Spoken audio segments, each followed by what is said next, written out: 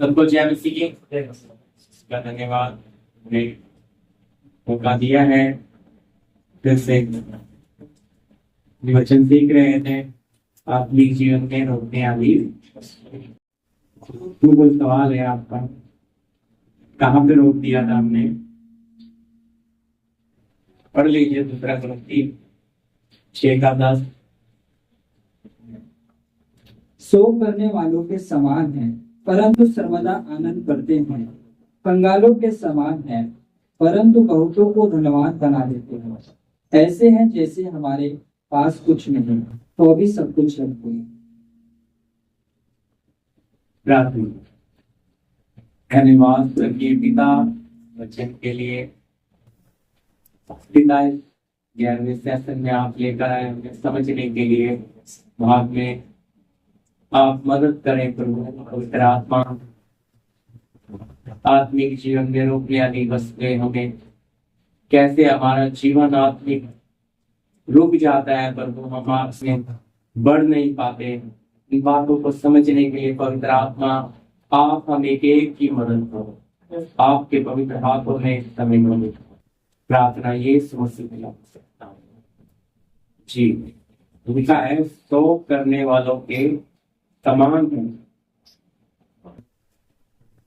है परंतु सर्वदा आनंद करते हैं, कंगालों के समान है परंतु बहुतों को धनवान बना देते हैं। ऐसे हैं जैसा हमारे पास कुछ भी नहीं तो भी सब कुछ रखते हैं। कैसे हैं? वेरी के संत लोग कहते हैं ऐसे दिखाई देते हैं जैसे बहुत दुखी है। अच्छी तरह तो मित्र क्या है, दुख में है लेकिन सर्वदा क्या करते हैं? आनंद। लेकिन देखो हमारे पास इनके जीवनों में दुख था, ऐसा नहीं कि नहीं था, लेकिन ये रहते ऐसे लेकिन जैसे सर्वदा शब्द क्या है? आनंद में। हमारे जीवन में दुख आ जाए तो हम कैसे हो जाते हैं? वचन तो कहता है रोने वाले ऐसे हो क्या? एक पहला प्रतिशत। पर हमारे साथ ऐसा प्रैक्टिकल नहीं होता है। हमारे जीवन में अगर दुख आ गया है तो हमारा चेहरा भी बताता है, हमारा दिल भी बताता है और हमारी जबान भी बताता है। तो इसका मतलब क्या है कि आनंद अब इनके जीवन में तो ऐसा था प्रियो, आज अगर भाइयों से मिल लिए, बहनों से मिल लिए, अगली बार मिलेंगे कि नहीं इनको विश्वास, क्योंकि सताओं का उस समय इतना जिंदा जला देते थे, मसीहों को शेरों के आगे डाल देते थे। राजाओं का टाइम था, कोई कानून नहीं था। सताओं में पीड़ितों के टाइम ये सब रोम साम्राज्य था, लेकिन फिर भी कुछ जगह पे राजा लोग शासन करते थे। तो इन्होंने इतना तकलीफ उठाया, फिर भी एक अनुभव हमारे सामने रखकर जा रहे हैं कि कैसे सो करने वालों के समान है पर सर्वदा क्या करते हैं? सर्वदा का मतलब क्या है बताइए? सर्वदा सर्वदा जब तक रह रहे आनंद ही आनंद में नहीं कर सकते। सर्वदा आनंद का मतलब है दुख नाम की कोई चीज इनके पास है ही नहीं है। तो असल में अगर हमें ये संसार में तकलीफ होती है, सबसे ज्यादा तकलीफ होती है शब्द से। रिश्तेदारों में अगर हमें कोई बोल दिया, लग गए, है ना, कटु शब्द होते हैं जो लग जाते, शब्द लग गया तो हमारा दिल टूटता है। दिल टूटने से आंसू भी आते हैं।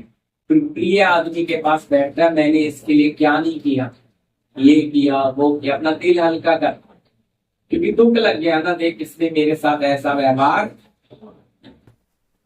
तो इसका मतलब है अगर आपको किसी के शब्द लग रहे हो, चाहे वो आपका कोई भी रिश्तेदार हो, सास हो, ससुर हो, मामा हो, माँ हो, बाप हो, भाई हो, बहन हो, कोई भी हो, अगर उनका बोलना आपको चुभ रहा है तो फिर यानी आपके अंदर अभी तक मैं खत्म हुई। तो पहली सदी के लोगों में मैं नहीं, इसलिए वो सर्वदा आनंद दुख है। भाई अब देखो ये शरीर है तो दुख क्यों नहीं होगा? अच्छी तरह समझना, जब तक हमारे पास ये मिट्टी का शरीर है दुख भी हमारे पास है। हालेलुया। लेकिन इस मिट्टी के शरीर के ऊपर अगर आपको जय पानी है तो उस ईश्वरीय स्वभाव में आना है। और ईश्वरीय स्वभाव में दर्द होता, मिट्टी के स्वभाव में बहुत दर्द होता है, गर्म आंसू भी टपकते हैं, उनको बस आग लग जाती है अंदर, मैंने इसके लिए इतना कुछ किया, ये मेरे साथ ऐसा कर रही है। दुख होता है, भयंकर दुख होता है। इसलिए बोलते ना, अभी बोला हुआ सब ज्यादा लग जाता है, मारा हुआ उतना नहीं लगता। ये बोला हुआ क्यों लगता है? क्योंकि मिट्टी का स्वभाव ऐसा है। ये मिट्टी के स्वभाव में मैंने उनको प्रेम दिया है तो मुझे भी प्रेम मिलना, मैंने इज्जत दी है तो मुझे भी इज्जत मिलनी है। तो ये मिट्टी का स्वभाव है। लेकिन स्वर्गीय स्वभाव ऐसा नहीं है। स्वर्गीय स्वभाव में आपको इज्जत मिले ना मिले, लेकिन स्वर्गीय स्वभाव परमेश्वर क्या है? प्रेम। देखो, दुश्मनों से भी प्यार करता था, सबसे प्रेम करता था। ये अपने मारने वालों तो कभी उसने पलट के गाली दिया? किसी से बदला लिया? नहीं। क्रूस पे चढ़ाने वालों को भी बोलता है, हे पिता इन्हें माफ कर दे, ये जानते नहीं ये क्या कर रहे हैं। तो यानी कि फिर हमारा आत्मिक जीवन, हम बढ़ना चाहते हैं प्रभु में, लेकिन अपने स्वभाव को हम छोड़ना नहीं चाहते। पर प्रेरित जो थे, संत जो थे, पहली समय की कलीसिया थी, वो सताओं के कारण, वो दुख के कारण, वो तकलीफों के कारण मनुष्य स्वभाव को उन्होंने एकदम से त्याग, उनको तकलीफ नहीं हुई। उनको ये भेद पता लग गया, ये रहस्य पता लग गया कि अगर हम मनुष्य स्वभाव में चलेंगे हमें हर चीज में दुख होगा। क्योंकि जब हम अच्छा करेंगे तो बदले में तो आपको अच्छा नहीं मिलने वाला। हालेलुया। आप कितना भी अच्छा कर लो, बदले में क्या मिलेगा? ये संसार की रीत है। आप कितना भी अच्छा कर लो, बदले में बुराई ही, वो भी आपके लिए फूल है, वो ही आपके लिए। पर ऐसा अच्छा करने वाला व्यक्ति ग्रहण नहीं करेगा बुराई। वो कहेगा नहीं नहीं जी, मैंने अच्छा किया, बदले में अच्छा ही आनी चाहिए। अब यीशु आए स्वर्ग छोड़ के, महिमा छोड़ के पृथ्वी पर, क्या किया मनुष्य ने उनके? क्या क्या नहीं किया बोलो? उसके अपने लोगों में, अपनी जाति में आया, उसके अपने घर के लोगों ने उसे क्रूस पे चढ़ाया, उसके अपने घर के लोगों ने ग्रहण नहीं किया। सोचो, उसने पलट के कुछ क्या किया? वही पद चिन्ह प्रेरित चलते थे, वही पद चिन्ह पर हमें चलना है। पर हमारा वो स्वभाव हम छोड़े कैसे?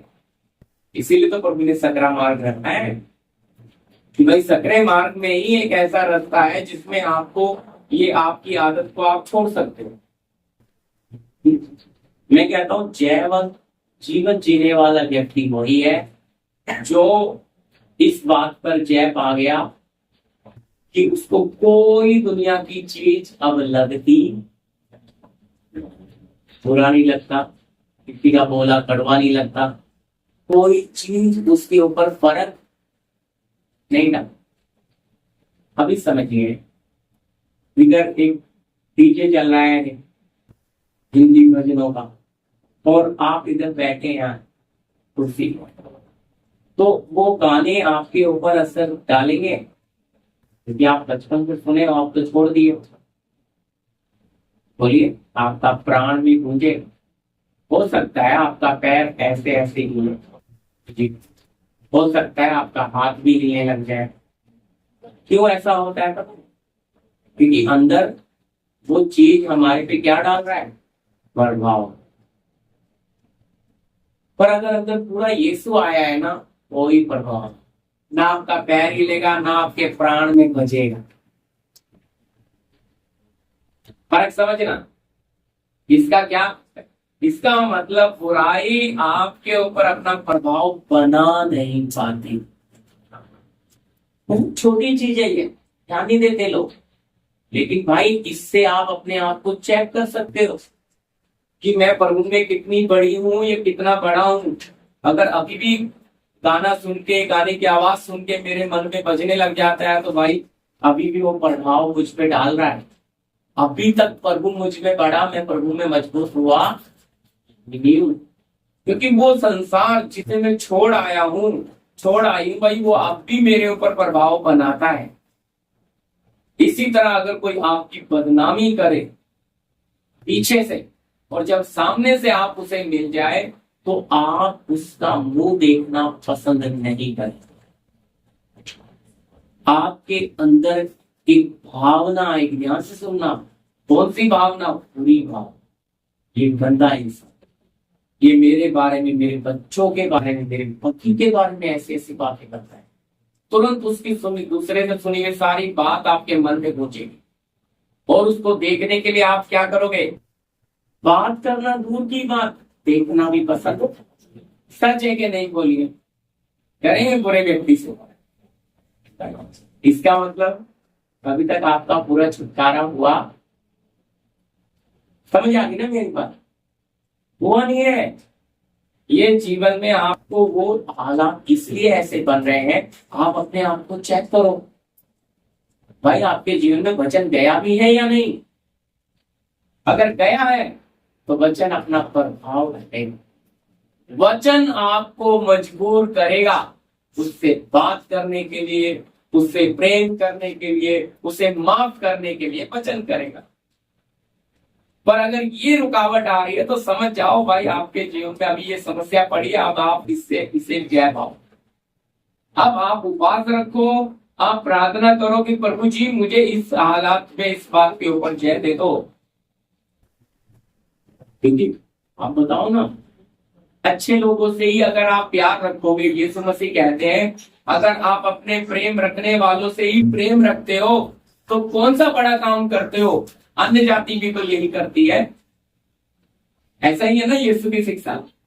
भाई यीशु मसीह साफ कह रहा है कि प्रेम रखने वालों से ही प्रेम रखते, तो हमें और अन्य जाति में कोई फर्क?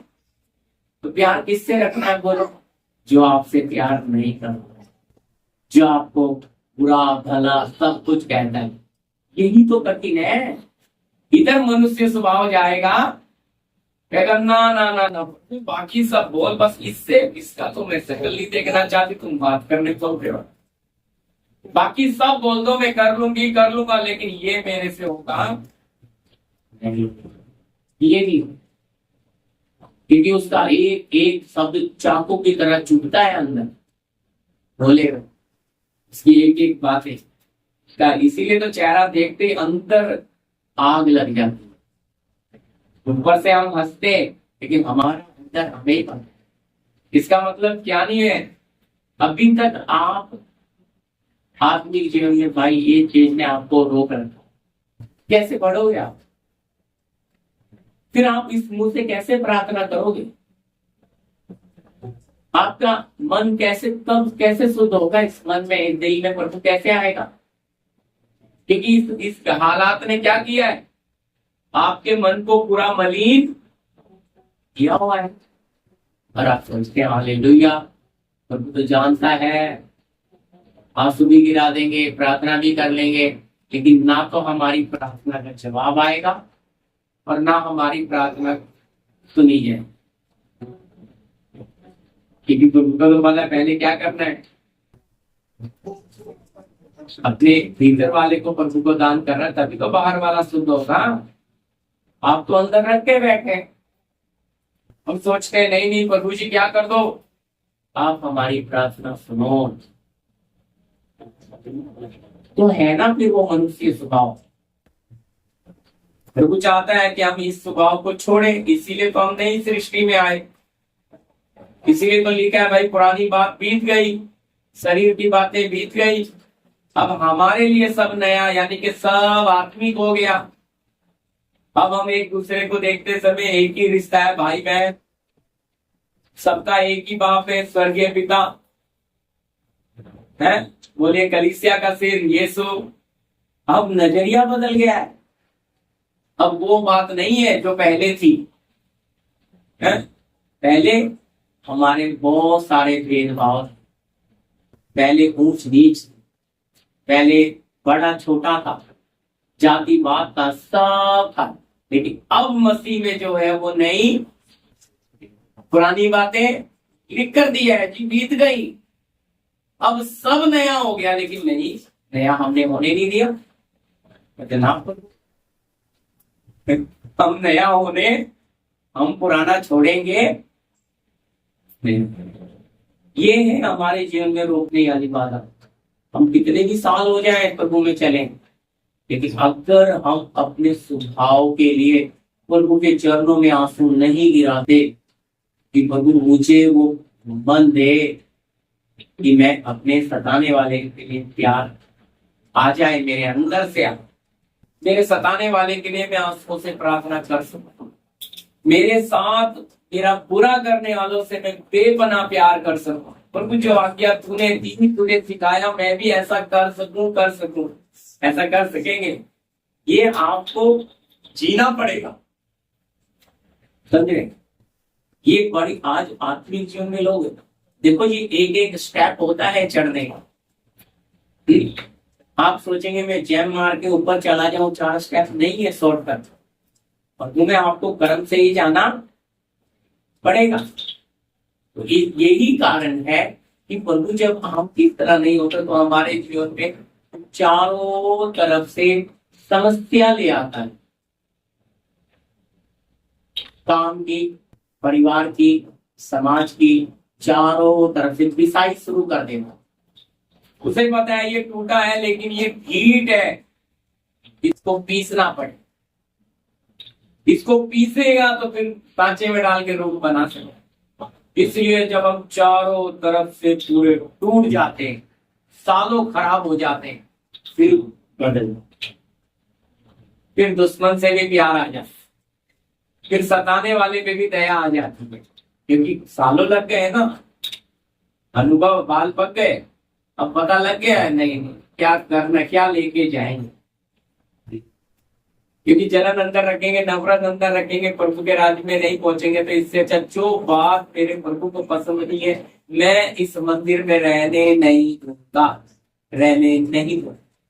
इस तरह का एक समर्पण आ जाएगा। लेकिन वो बात आने के लिए कितना साल बीत गया, देखो ऐसे थोड़ी वो बात आपके अंदर से निकलेगी। प्रभु ने आपको उस तरह से बनाया है। आप सोचते प्रभु हमारे दरवाजे आते, कौन रोक दिया? शैतान। भाई प्रभु है, सर का बाल तक जो गिना हुआ है, जान और लहू दे के खरीदा है, सबसे कीमती है।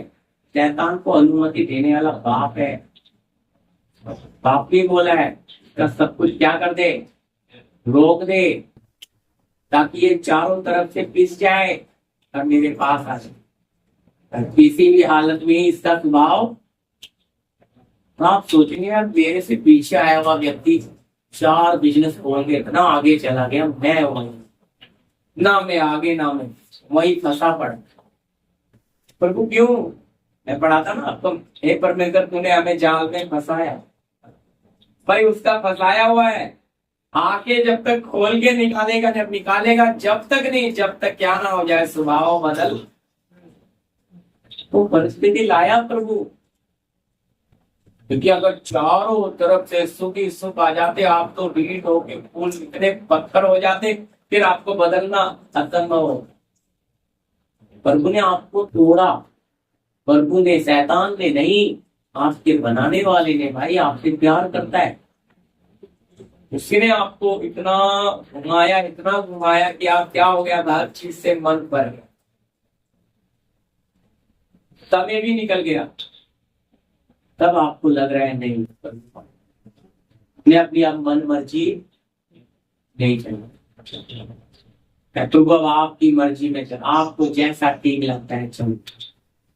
क्योंकि आप हार गए भाई, आप चारों तरफ अपनी बुद्धि दौड़ाए, आप अपनी ताकत लगाए, लेकिन जब आप हारे, आप खत्म हुए, तो प्रभु का काम शुरू हुआ।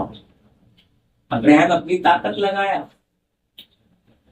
हाँ? अपनी ताकत से दासी पुत्र भी ले आया, चाहे समस्या की संतान बनी, परिवार में भी समस्या आई है, आएगा कैसी है, विवाद हुआ तो भाई परमेश्वर तेरे और मेरे बीच में क्या करे, न्याय करे। ये सब वो छोटी बात लिखी है। बेटा आया लेकिन अपनी ताकत से आया, प्रभु की ओर से आया। आप भी बहुत प्रभु के लोग हैं जो अपनी ताकत से भी अपना काम कर लेते हैं, लेकिन वो काम वैसा नहीं है जैसा होना चाहिए, उसके साथ समस्या आती है प्रिय। लेकिन प्रभु का किया हुआ के साथ क्या किया, खुशी आनंद। इसलिए क्या नाम रखा, साथ। हालेलुया। साथ क्या है, खुशी। तो जो 100 साल में दिया, तो वो प्रभु की ओर से आया, परदासी पुत्र समस्या की संतान बना। तो अच्छी तरह जब हम अपनी ताकत से कुछ करेंगे, वो हमारे लिए जिंदगी भर की समस्या हो रही है। लेकिन हम अपनी ताकत क्यों लगाते हैं, बोलिए, हम अपनी ताकत क्यों लगाते हैं? क्योंकि जब हमें लगता है ना प्रभु ये कर, और नाम जरूर प्रभु का ऊपर रखते हैं कि हे प्रभु मदद कर मदद कर, पर बुद्धि पूरी अपनी लगाओ। पढ़िएगा 1 अध्याय का 5 और 9 जी।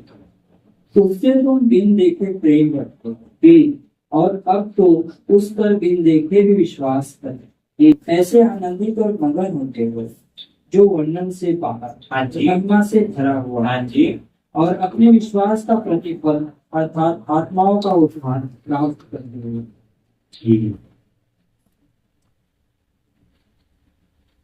क्या लिखा है, उससे तो अब तुम क्या करते हो, बिन देखे, हाँ जी,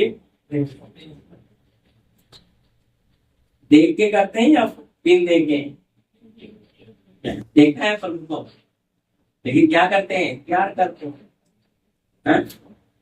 और फिर आगे लिखा है, और अब तो उस पर बिना देखे भी विश्वास करते हो। हालेलुया। ऐसे आनंदित और मगन होते हो जो वर्णन से बाहर और महिमा से भरा हुआ है। बिन देखे प्यार करते हैं और क्या भी करते हैं, विश्वास है। बोलिए, कितना विश्वास करते हैं, विश्वास करते हैं तभी तो अपना जीवन उसे दिया है। बोलिए, विश्वास करते हैं तभी तो सबका सह लेते हैं, सुन लेते हैं, हैं? अगर विश्वास नहीं किया होता तो हमने प्रभु को कभी देखा है, हैं? कैसे विश्वास कर, सुना और विश्वास, सुना है। पतरस थॉमस बोलता है प्रभु थॉमस को, है धन्य वह है जो बिना देखे, कहते थोमा देख मेरे हाथों में, उंगलियों में, हथेलियों में उंगली डाल, मेरे पंजर में हाथ डाल। अविश्वासी नहीं, विश्वासी बन, पर धन्य हुआ है जो बिना देखे।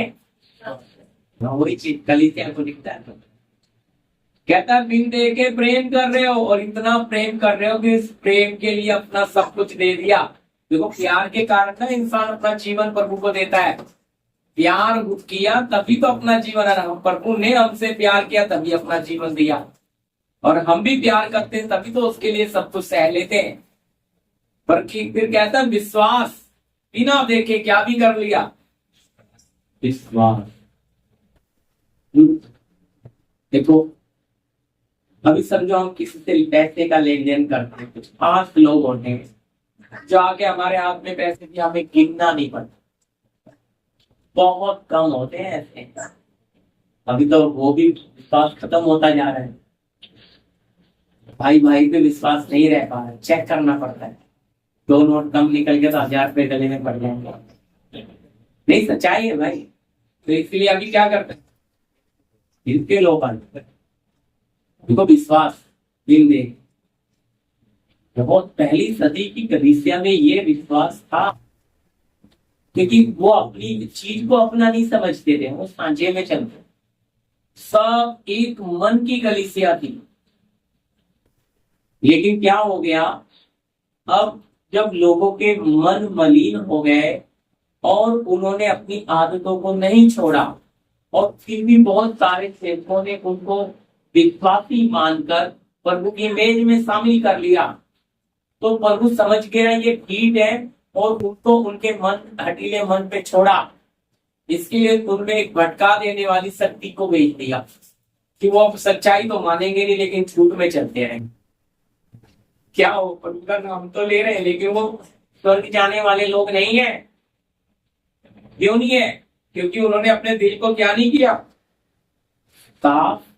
उन्होंने प्रभु को अंदर बसाने के लिए जो जो बातें प्रभु को अच्छी नहीं लगती थी वो निकाली। अभी समझिए, आप काफी दिन के बाद गांव से घर में आए। अब घर में आए तो आपने घर खोला तो देखा घर पूरा गंदा है। 1 महीने के बाद उसमें चूहे ने, बिल्ली ने भी लैट्रिन किया, सब बदबू है अंदर। तो क्या उस जगह पर आप ऐसे ही सो जाएंगे? क्या करोगे? सबसे पूरा घर आप सब कुछ खोल के सफाई करके धो धा के पूरा परफ्यूम मार के सब कुछ करके, फर्नैल मारोगे, परफ्यूम भी नहीं मारोगे, सफाई करके तब उसने सांस लेने लायक होगा, तभी ना उसमें सोओगे, है ना? तो आप सोच के देखिए, अगर हम मनुष्य होके गंदगी वाली जगह में नहीं बैठ सकते, तो वो तो सर्वशक्तिमान है। वो कहता है, आकाश मेरा सिंहासन, क्योंकि पैरों की चौकी, और तुम्हारा हृदय ही मेरा मंदिर है। तो वो इसमें आना चाहता है, लेकिन इसमें तो भाई प्रदीप जी का बिगड़ा हुआ स्वभाव है। प्रदीप को वो बातें जो प्रभु को घृणा आती है वो रख कर बैठा है, और चाहता है प्रभु आप अंदर आओ। तो जब हम इंसान होके बदबू वाली जगह पे नहीं बैठते, तो परमेश्वर बैठेगा क्या? बैठेगा? यही कारण पहली सदी के लोग पूरी तरह से अपने दिल को साफ कर, इतना उसमें यीशु को छोड़ और कोई चीज रहती।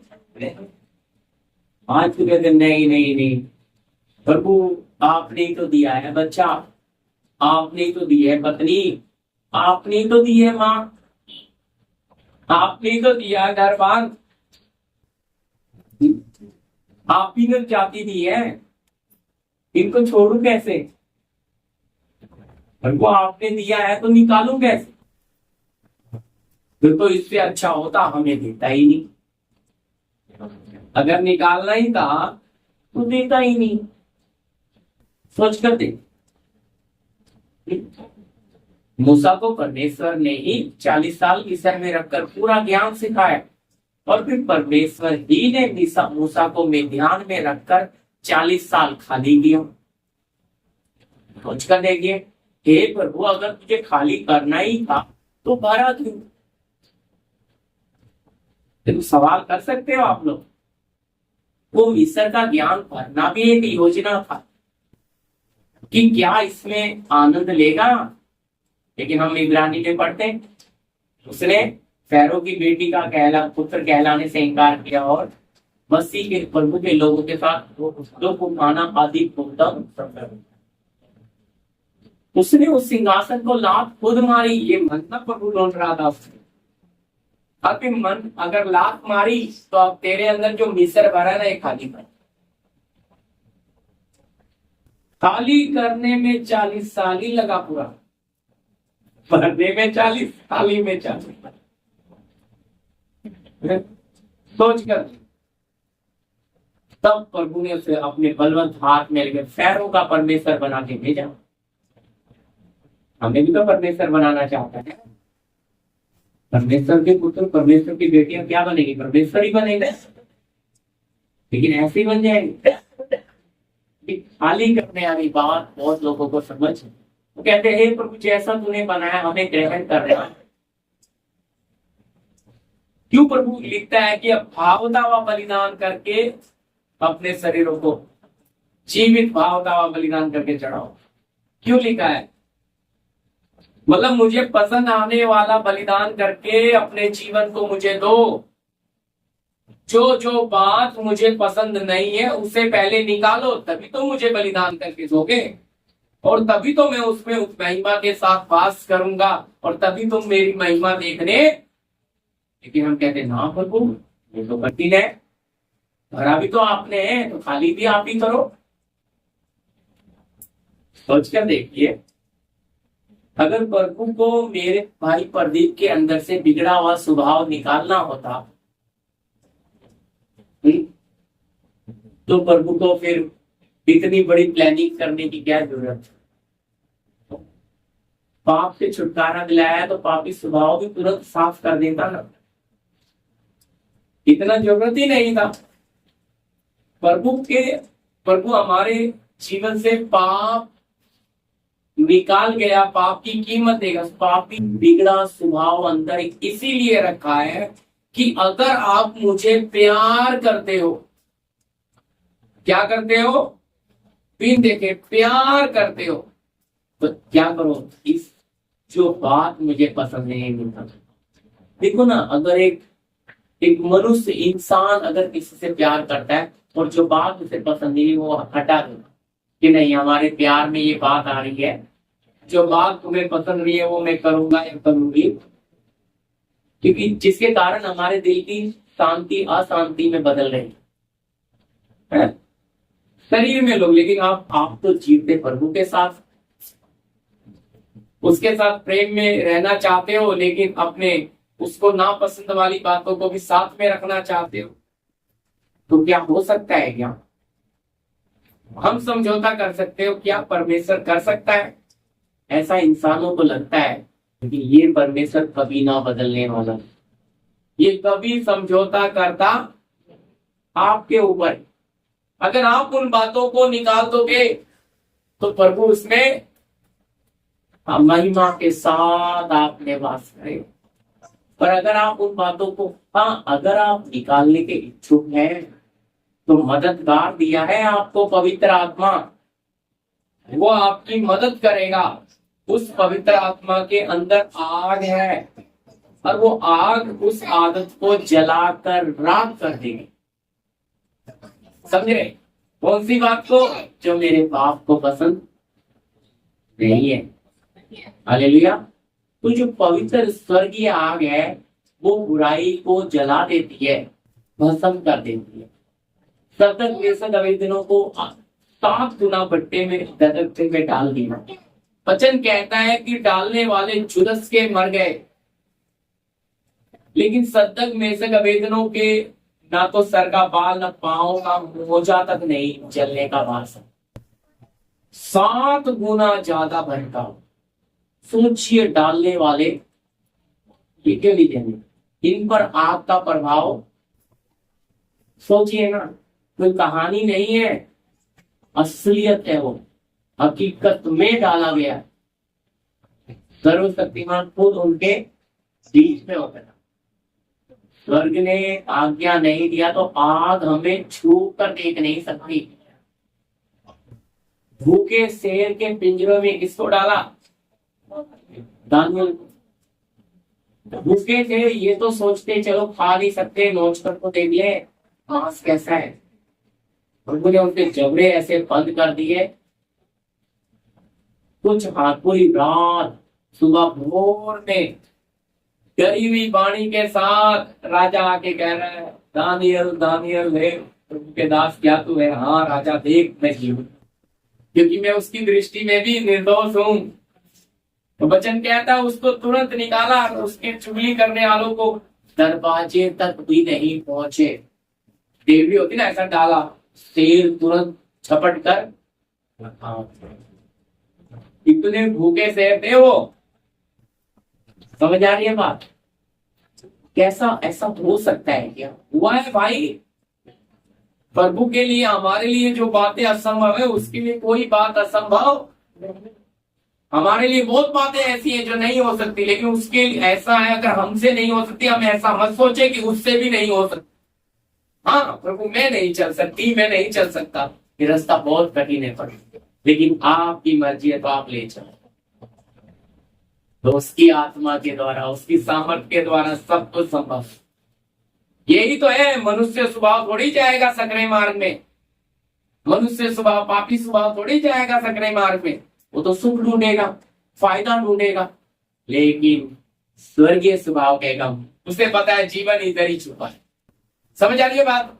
उद्धार पाया हुआ व्यक्ति जानता है जीवन इधर है, इसलिए वो डरते कांपते हुए अपने उद्धार के काम को पूरा करने में ताकत लगाए। भी 2:12, हाँ वो लगाएगा ताकत, क्योंकि उसको पता है भाई इधर ही मिलेगा जीवन, सकरे में। और वो चौड़े में हो जाए, चौड़े में कौन जाएगा? जो शरीर में शारीरिक है और सुख विलास में मन लगाता है, वो चौड़े की तरफ जाएगा, उसको जीवन मिलने वाला। क्योंकि चौड़ा रास्ता कहाँ जा रहा है? विनाश में, नरक में। और सकरा मार्ग अनंत जीवन में। सोचो फिर, तो सकरे मार्ग में आप अपनी बुद्धि से नहीं जा सकते, रास्ता बनाने वाले ने ऐसा बनाया है। शारीरिक आदमी उधर जा ही नहीं सकता, वो जाना चाहेगा। पढ़ लीजिए चाहे लूका 14:24, 13:24, लूका रचित 4 उसका 13 अध्याय का 24 वचन। सके द्वार से प्रवेश करने का यत्न करो, यत्न करो, क्योंकि मैं तुमसे कहता हूँ, क्योंकि मैं तुमसे कहता हूँ, बहुत से प्रवेश करना चाहेंगे, बहुत से प्रवेश करना चाहेंगे और न कर सकेंगे। हालेलुया। देखो, करना चाहेंगे पर, हाँ जी, करना चाहेंगे पर कर, ये क्या बात आ गई? प्रभु में हर कोई जाना चाहता है भाई, लेकिन जब सकरा रास्ता और चौड़ा रास्ता दिखेगा, लेकिन चौड़े में क्या दिख रहा है? सुख, विलास, इच्छाएं, लालसाएं, अभिलाषाएं, आनंद, और आगे क्या नहीं दिख रहा है? नरक भी दिख रहा है उसके आगे। सुख के ऊपर ऊपर, सुख के नीचे क्या पड़ा है? गहरी खाई। ये सकरा है, तकलीफ वाला है। क्यों? इंसान को परमेश्वर पर भरोसा रख के चलने की ताकत नहीं है। वो उसके दिल में आनंद तभी आता है जब बैंक में कुछ पड़ा है, घर में सारे डब्बे भरे, वो तब विश्वास नहीं कर सकता जब सारा डब्बा खाली है, बैंक में कुछ नहीं है, जो दे रहा है, खा रहा है, चल रहा है। वो विश्वास करना बड़ा मुश्किल है। विश्वास किस पे करेगा? जो सब कुछ भर दे। लेकिन प्रभु क्या बोलता है? किस तरह अपने चेलों को बोला प्रार्थना करनी, क्या सिखाया है? हमारे बाप, हमारी आज की रोटी, रोज की रोटी मांगना सिखाया यीशु। पुराने नियम में बाप को देखो, रोज मन्ना देता था, एक हफ्ते की मन्ना नहीं गिराता था भाई। सुबह भोर को आना ही पड़ेगा, जो कल तक रखेगा उसमें कीड़े। तो हम बाप को पुराने नियम में देख लो, नए नियम में देख लो, उसका स्वभाव बदला क्यों? रोज उसको पता है अगर मैं इनको रोज दूंगा तो ये रोज मुझ पे आशा, पर अगर सब कुछ भर जाएगा तो ये मुझे पूछेंगे भी। समझ आ रही है ना बात? प्यार करता है हमें, इसलिए हमें चाह रहा है कि मुझ पर विश्वास रखकर चलो। तो कोई तुम्हारी हानि और मांगने से पहले तुम्हारी जो जो जरूरतें होंगी टाइम पर पूरी हो, इतना विश्वास योग्य ईश्वर है। पर हमें विश्वास नहीं होता है। शादी करनी है बेटी की, अभी शादी 1-2 लाख में तो होती नहीं, 8-10 लाख चाहिए। बाकी से मेहनत करेंगे तभी होगा। बैंक में कुछ होगा तो शांति होगी, एफडी बनी होगी तो शांति होगी, लेकिन एकदम कहां से आ जाएगा? बड़ी रकम है, कौन आता है किसी के लिए मदद करने? बोलिए, पैसा होगा तो ही अच्छी शादी होगी, प्रभु होने से अच्छी शादी नहीं होगी। बुरा नहीं मानना, ऐसी सोच है भाई बहनों। ये है शारीरिक सोच। और कई बार पैसा अच्छा होके भी शादी नहीं होते, और जिसके पास कुछ भी नहीं होता उसकी शादी इतनी अच्छी हो जाती है, वो सोचता है मैंने कभी सपने में भी नहीं सोचा। क्यों ऐसा कैसे हो गया? सोचते हैं कभी? बोलिए। क्योंकि हमको पहले से ही अपना मन बना लिए ना, हमारा गांव ऐसा है, हमारा कल्चर ऐसा है, हमें बेटियों को करना ही है। उनको पहले से ही क्या कर रहे हैं? ये है हमारा, हमने बोया है पाटो। ये नहीं कि हम अपने बच्चों को आत्मिक जीवन में बढ़ाएं, और जो प्रभु हमारे लिए रखता है ऐसा नहीं है कि हम बचाना नहीं चाहते, लेकिन किस तरह से एक डिसिप्लिन जीवन, आत्मिक जीवन भी जीना और शारीरिक जीवन भी, दोनों में आपको वफादार बनना है। होता क्या है, आत्मिक में तो वफादार बनते नहीं, शारीरिक में भी नहीं वफादार है। प्रभु को देने वाला समय उसे नहीं दे पाते, काम ही खा जाता है समय। फिर समय मिलता भी है तो शरीर साथ नहीं देता, ये कहता है नहीं नहीं दिन भर थक गई, बच्चे ने सोने नहीं दिया तो आराम कर ले, अब दिन भर वहां कंपनी का चीज था, अब तुम्हारा शरीर के खाने के लिए बराबर कितने भी व्यस्त हो आप, 24 घंटे की ड्यूटी कर रहे हो डे नाइट, तो भी आप समय निकाल लेते हो खाने के लिए। सच है कि नहीं? बोल, पीने के लिए चाय पी लो, पानी पी लो, नाश्ता कर लो, खाना, 24 घंटे ड्यूटी पे हो। कि प्रभु के लिए है ना मुश्किल है, यही असली चीज है। प्रभु आपको मुझे तोलेगा भाई, मैं आपको बोलता ना, मैंने कई बार बताया था, है मने मने तकेल, मैंने तुझे किसमें राजू में तोला और तू बेलशस्सर को दानियल में हल्का पाया, तेरे में आत्मिक मिला इसलिए राज्य तेरे हाथ से गया। सोचिए, अगर प्रभु उन्हें तोल सकता है तो क्या हमें नहीं तोलेगा? जांच, बिना जांच के भाई वो हमें स्वर्ग में घुसने भी नहीं देगा। हम यहाँ बैठ के गीत गा के अच्छे कह सकते हैं हाँ, लेकिन मैं आपको सच कह रहा हूं, अगर आपके अंदर आत्मिक भूख और आत्मिक प्यास ये नहीं आएगी तो आपका आत्मिक भीतरीय मनुष्य बढ़ने वाला। याद रखिए, अगर आप अच्छा खाना नहीं खाओगे, एक टाइम खाना खाओगे 3 टाइम की जगह, और एक आदमी 3 टाइम खाएगा, दोनों को 6 महीने के बाद देखोगे तो कैसा दिखेंगे? एक टाइम खाने वाला तंदुरुस्त लगेगा या 3 टाइम खाने वाला? 3 टाइम। तो एक टाइम खाने वाला क्या है, बस जी रहा है, लेकिन वो उतना हष्ट पुष्ट दिखेगा शरीर में। हाँ, शरीर की बात कर रहा हूं। तो भाई इसी तरह आपका आत्मिक जीवन,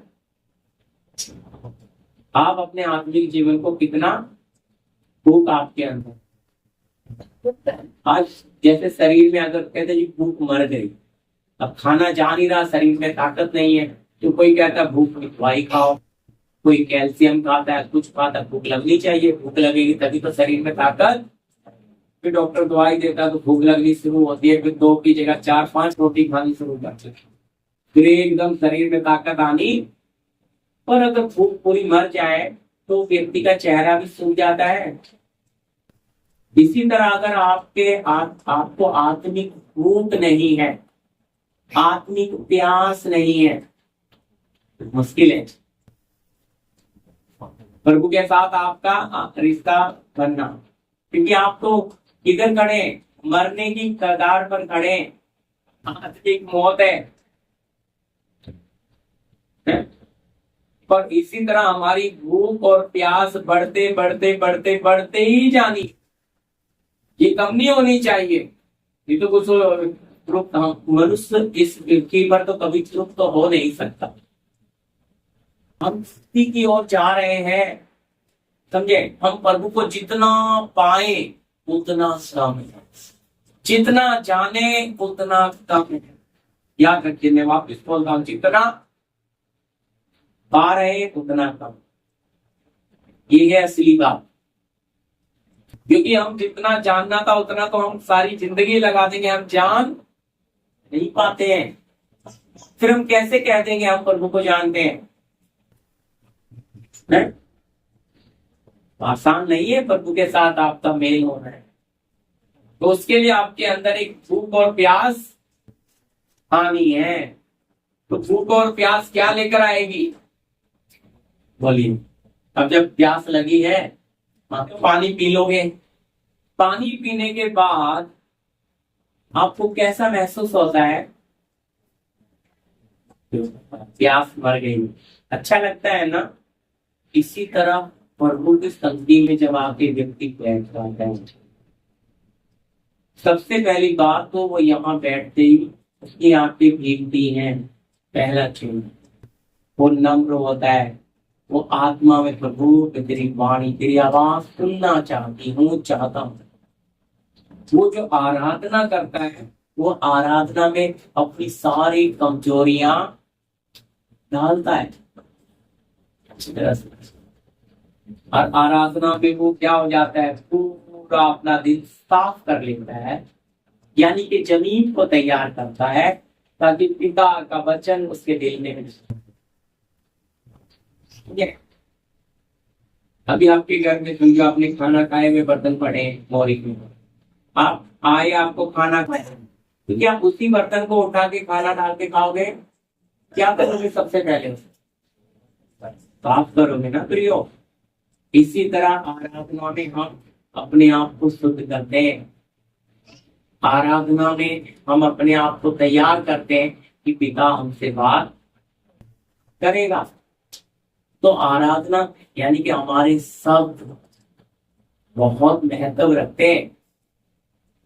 लेकिन अगर हमसे आराधना ही नहीं होती, हम इतने आलसी हैं कि भाई मोरी के बर्तन पड़े हैं तो कागज की प्लेट में डाल के दो खाएंगे, थके हुए हैं। समझ आ रही है बात? ये है आज की दुनिया। क्योंकि क्या करेंगे, अभी समय नहीं है, या बर्तन भरना है, कागज का शॉर्टकट रास्ता निकाल दिया, यूज एंड थ्रो, यूज करो और फेंक दो।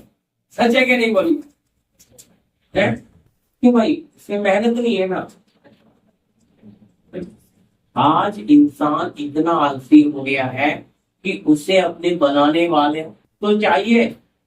मैंने आपको पढ़ाया, सबके द्वार से प्रवेश करने का यत्न करो, क्योंकि मैं तुमसे कहता हूं कि बहुत से प्रवेश करना चाहेंगे और ना कर सकेंगे। कारण यही है कि वो जी नहीं रहे, वो प्रभु की मर्जी के अनुसार अपने जीवन को दे नहीं रहे। और प्रभु उन्हें ग्रहण नहीं करेगा तो वो सकरे मार्ग में जीवन में चल नहीं पाएंगे। उनके पैर इतने भारी, उनका मन इतना सख्त हो जाएगा, छोड़ना ये रास्ता, क्या करना, कोई प्रभु को नहीं,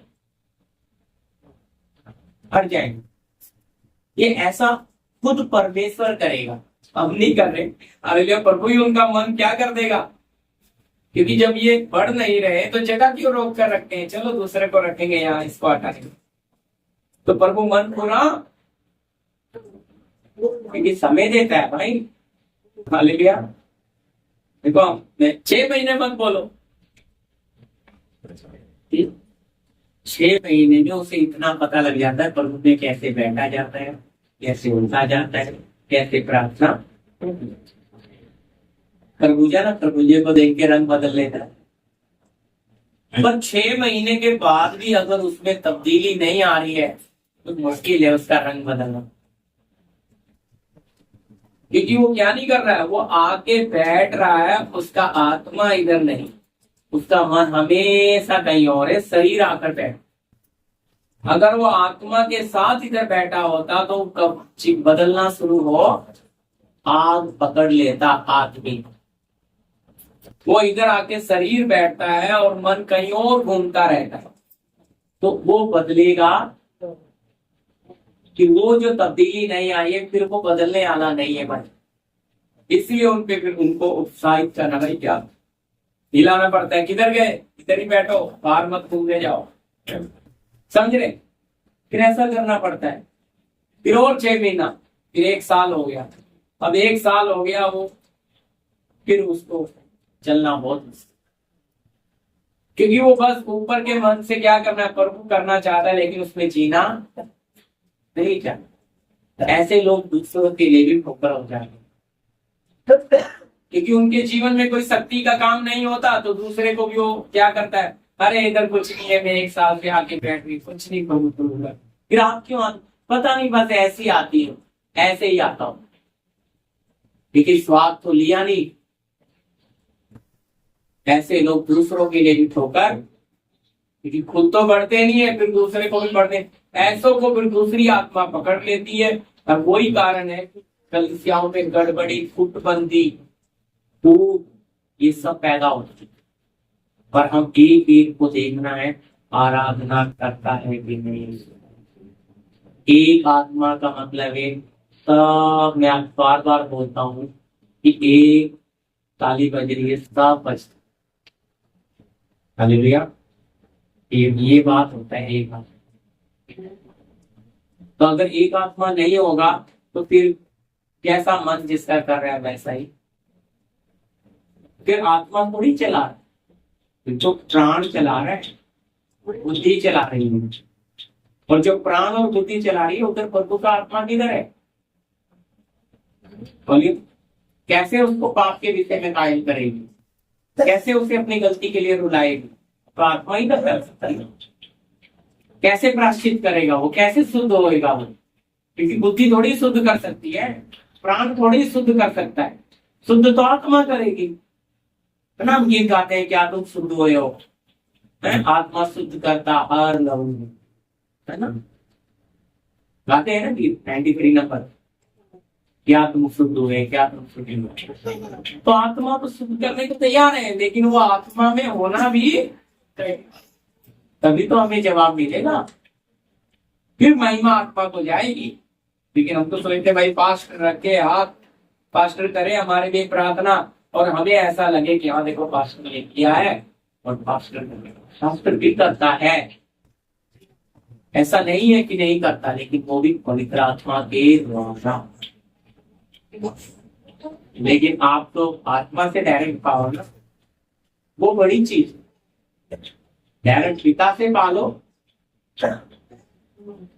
लेकिन आज लोग सोचते हैं हमारे लिए कोई बीच में बिछवाई होना चाहिए। प्रभु कहता है फिर मैंने बलिदान क्यों दिया, मैंने जान क्यों दी, मैंने पाप की दीवार क्यों गिराई, मैंने डायरेक्ट मेल क्यों कराया? अभी भी तुम बिछवाई ढूंढते हो, समझ आ रहा है? तो वो आत्मा का हमारी आत्मा से मेल होना है, ये क्यों नहीं हो पा रहा है? हम आत्मा में हमारे मुंह नहीं खुलते।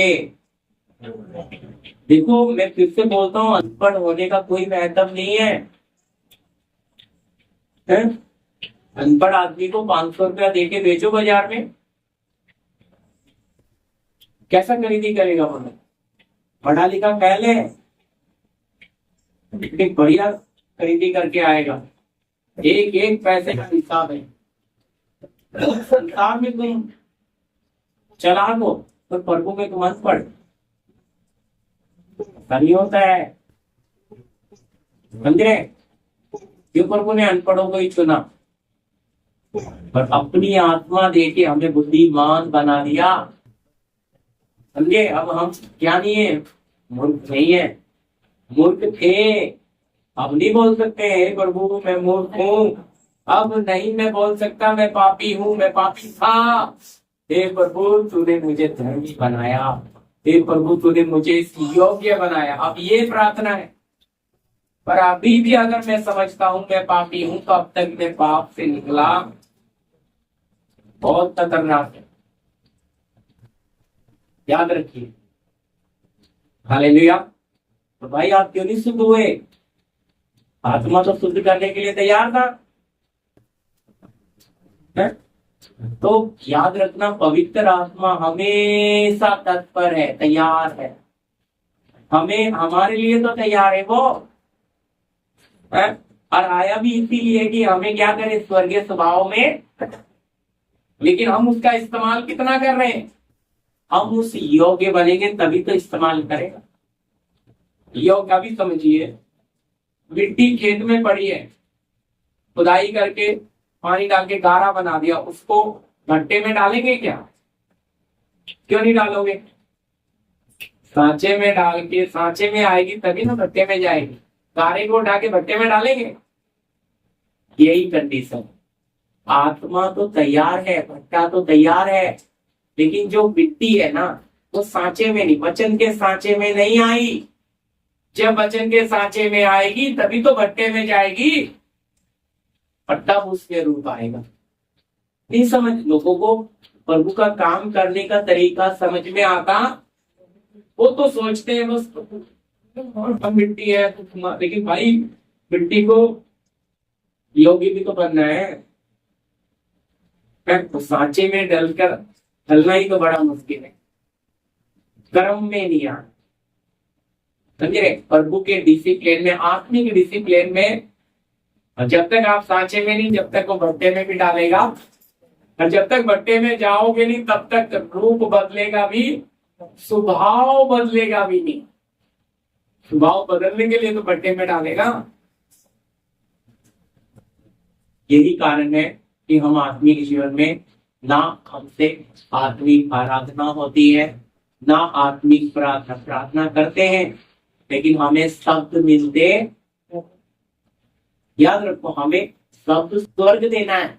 आंख बंद किया, पिता को देखते जैसी मुंह खोलोगे शब्द मिलने शुरू हो जाते हैं प्रिय, और वो शब्द सबके ऊपर प्रभाव डालते, स्वर्गीय शब्द।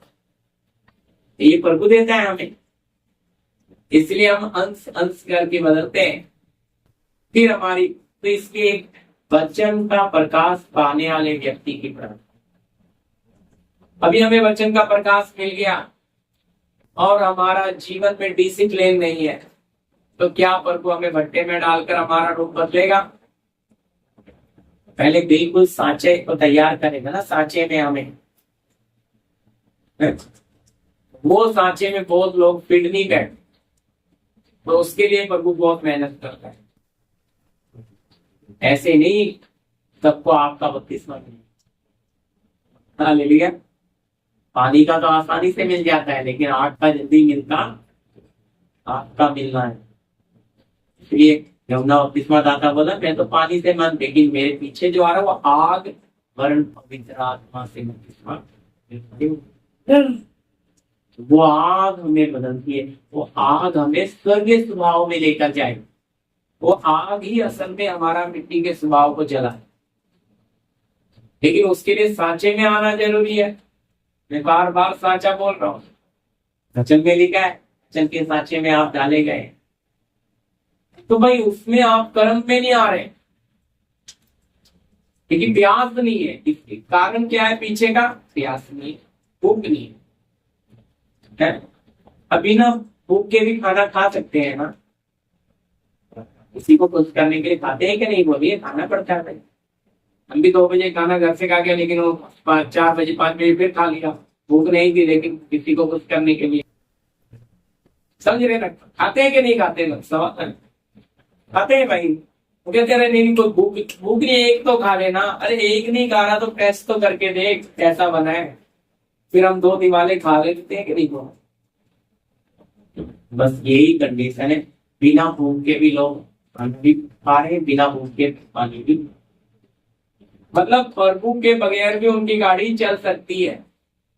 भूख नहीं है तो मतलब समझ रहे कितना खतरनाक है। प्रभु तू दे तो भी हम चलेंगे, नहीं देगा तो भी चलेंगे, हमें तेरी जरूरत। पर अगर भूख होगी, प्यास होगी, तो उस पर तू हमें सिर्फ रोज का मन्ना, रोज की रोटी पर के पीछे आत्मिक उद्देश्य है कि आपका रोज अपने प्रभु के ऊपर क्या होना है? आश्रित होने हैं। हमारे जीवन में एक समस्या खत्म नहीं होती, 4 क्यों आ जाती हैं? समस्या है तो बनाने वाले के करीब हो आप। समस्या नहीं होगी, आपका बनाने वाला आपको दिखेगा नहीं आपके जीवन। समस्याओं के कारण ही आप अपने बनाने वाले के करीब बैठे हो। मैं सच कह रहा हूं। इसलिए टूटा पिसा मन उसके योग्य बलिदान है। टूटे और पिसे मन को तुच्छ नहीं जानता, क्योंकि उसे पता है जो लोग समस्याओं में हैं, तकलीफ में हैं, दुख में, वो दिल से मेरे पास आते हैं, वो दिल से मुझे प्यार करते हैं। और जो सुख में तृप्त है, मन उनके सख्त है, वो मुझे याद करते, ऊपर से करते हैं, वो अंदर से करते हैं। अंदर से करना है तो अंदर से टूटा होना जरूरी है। तो बोलो किसकी प्रार्थना? देखा ना आपने, दो मंदिर में खड़े धनवान, एक चुंगी लेने वाला पापी। पापी का मन अंदर पूरा टूट के पिसा है, और जो उपवास रखता है, दशमांश देता है, उसका मन फूला हुआ है, टाइट है, पर वो उसके मन को तुच्छ समझ रहा है। मैं नहीं, वचन में आपने जरूर पढ़ा है, ऐसा ही ना? है जी? किसकी प्रार्थना ग्रहण की? चुंगी लेने वाले की। हालेलुया, चुंगी लेने वाले की। सोच कर देख लो। इसलिए प्रभु का देखना, हमारा देखना एक सा नहीं है। हम बाहर का रूप रंग सब देखेंगे, लेकिन प्रभु की दृष्टि कहाँ? मन पर लगी रहती है, मन पर अगर हमारा स्वभाव बदलना है तो हमारा मन भी। इसलिए वो पहली सदी के जो संत, पहला वचन अपने खोलत भी पढ़ा, उसका मतलब यही था कि दिखते हैं कंगालों जैसे, लेकिन बहुतों को धनवान दिखते हैं, शौक करने वाले, लेकिन सर्वदा आनंद करते हैं। अब समझ आ रहा है सर्वदा आनंद का राज क्या है? वो मनुष्य स्वभाव को पार कर गए, वो ईश्वरीय स्वभाव में पहुंच गए, वो सर्वदा आनंद करते हैं। और जो मनुष्य स्वभाव में पड़ा है, वो सर्वदा रोता ही रहता है, क्योंकि अभी बीमारी होगी, कष्ट होगा, क्लेश होगा, पैसे की कमी, वो दुखी ना होगा। लेकिन जो ईश्वरीय स्वभाव में होगा, वो आनंद बनाएगा। तब लोग आश्चर्य करते हैं, तो कैसा मनुष्य है? तकलीफ में कौन आनंद मनाता है? बीमारी में कौन धन्यवाद का बलिदान करता है? क्लेश में कौन धन्यवाद की बलिदान चढ़ाएगा? कोई भी नहीं चढ़ाएगा भाई। तो कौन चढ़ाएगा? ईश्वरीय स्वभाव आनंद। हालेलुया। जो पवित्र आत्मा से परिपूर्ण है, वो सर्वदा आनंद करता है। वो प्रभु दे तो भी धन्यवाद, ना दे तो भी उसे कोई घटी होती, और जहां हाथ डालेगा वो जगह सफल होनी होनी, क्योंकि सर्वशक्तिमान उसके साथ है। प्रियो, उसके अन्न जल में, हर चीज में आशीषित होता है। ऐसे लोग जहां चले जाए वहां भी आशीष हो जाती है। जिनके घर रुक जाए वहां आशीष, जिस परिवार में चले जाए वहां आशीष, उसका पैर बड़ा भाग्यशाली बन जाता है। हालेलुया। कैसे बनता है? जो मिट्टी के स्वभाव से ऊपर आते। पर अगर मिट्टी के स्वभाव में, तो इससे सवाल कर रहा हूं, मिट्टी के स्वभाव में कैसे पहचानोगे? दुख लगेगा। सिंपल सी बात है ना, अच्छे से सिखाया, दोबारा सुन लेना। दुख लगेगा उसको, खास करके बाहर वालों का। अपना कोई बोल दे तो बर्दाश्त नहीं करता, बाहर वाले का बर्दाश्त करने। पर भाई बर्दाश्त नहीं कर रहा है तो मिट्टी का स्वभाव तो पड़ा ही हो। सहन शक्ति नहीं है, आत्मा में सूखा हुआ व्यक्ति है, उसे प्रभु से सहन शक्ति मांगनी चाहिए। तो फिर आपको कोई बाहर बुरा भला बोले, इससे अपने घर के बोले, कोई फर्क गिरेगा? आप आनंद, आप बोलने वाले के कारण कुड़कुड़ाओगे, दुखी नहीं होंगे। जी ये भी लीजिए, यहूस 1:5, यहूस की किताब 1 अध्याय का 5 वचन। बस पढ़ के छोड़िए, अगली बार यहीं से लेंगे। ये समझ आई ना आज की बात? जीवन भर कोई तेरे सामने ठहर न सके। हालेलुया। जैसे मैं मूसा के संग रहा, हाँ, वैसे ही तेरे संग भी रहूंगा। हाँ, और न तो मैं तुझे धोखा दूंगा, हाँ, और न तुझको छोड़ूंगा। हालेलुया। जब ऐसा हमारा जीवन बन जाता है ना, तो प्रभु बोलता है, या उसको है तेरे जीवन पर क्या नहीं है? कोई तेरे सामने है।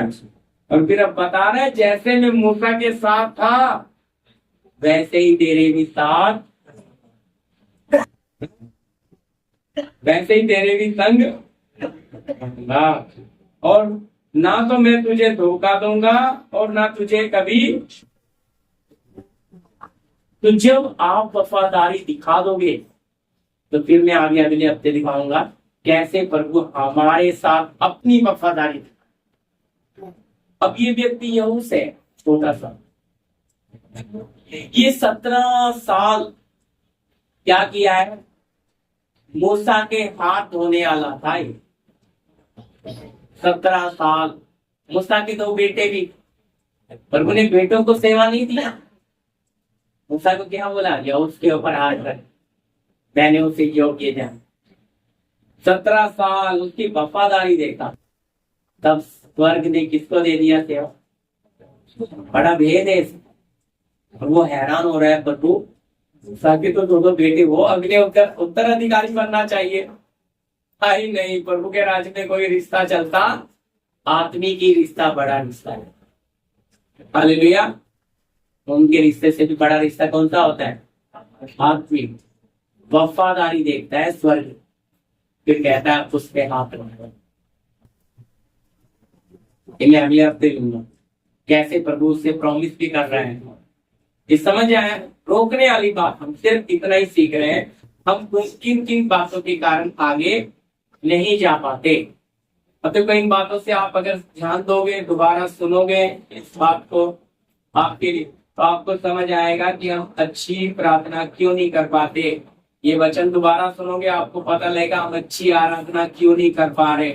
आपको ये वचन से ये पता लगेगा हमारे अंदर वो आत्मिक भूख और प्यास क्यों नहीं आ रही। ये वचन एक आईना है और वो आईना हमें हमारी हालत दिखाता है। ठीक है, कोई सवाल है तो पूछ सकते हैं, प्रार्थना करेंगे। जी भाई सुनिए, हमारे बीच में प्रार्थना कर देंगे। धन्यवाद करते हैं मेरे परमेश्वर, यीशु मसीह हम धन्यवाद करते हैं प्रभु, प्रेम और दया से भरे हुए प्रभु हम धन्यवाद करते हैं प्रभु। हालेलुया। आज का जो वचन आपने दिया पिता परमेश्वर, हालेलुया प्रभु यीशु मसीह, हमारा जीवन पिता परमेश्वर जो आपसे दूर होते जा रहा है मेरे प्रभु, हालेलुया प्रभु आपके नजदीक आने के लिए तू तैयार कर प्रभु यीशु मसीह। हालेलुया पवित्र आत्मा, आने वाला दिन बहुत ही कठिन है मेरे परमेश्वर, जो आपसे दूर होंगे प्रभु यीशु मसीह नाश हो जाएंगे मेरे परमेश्वर। आपके वचन के अनुसार प्रभु हमारा जीवन हो प्रभु, हालेलुया पवित्र आत्मा जो आज आपने भोजन दिया प्रभु, जिस भोजन में प्रभु जो हार गए एक शब्द प्रभु ने यीशु मसीह हर एक के जीवन में काम करे प्रभु जो काटे प्रभु यीशु मसीह, जो जिसका मन प्रभु से हालेलुया कठोर हो गया मेरे परमेश्वर, मोटा हो गया प्रभु अपने जीवन में प्रभु बंधा मिला रहे परमेश्वर उसे लाने के लिए प्रभु आत्मा में हर एक के जीवन को बदलने के लिए प्रभु आत्मा के द्वारा प्रभु यीशु मसीह आप उन्हें क्षमा करें प्रभु, आपकी दया के अनुसार जीवन की निकले हमारे साथ आत्मिक जीवन में प्रभु जी जो रोकने वाली वस्तु है प्रभु यीशु मसीह आप उसे दूर करें मेरे ताकि प्रभु आपके वचन को प्रभु हालेलुया ग्रहण करके प्रभु कठोर न होने पाए परमेश्वर, खेती को तैयार करे और बीज बोया जाए और बीज प्रभु के फलवंत होने पाए। आदर महिमा सब प्रभु से आपके हाथों में सौंप यीशु मसीह के नाम से मांगते हैं, आमीन।